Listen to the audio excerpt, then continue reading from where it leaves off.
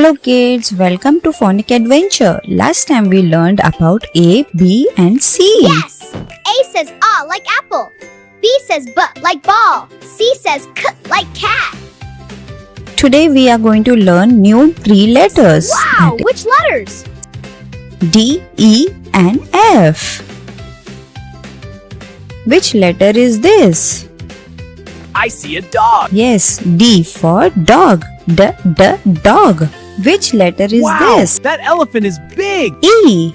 E says elephant. Look, a fish. Which letter is this? F. F says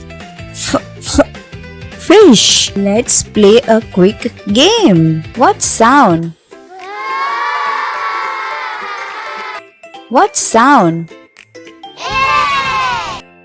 What sound?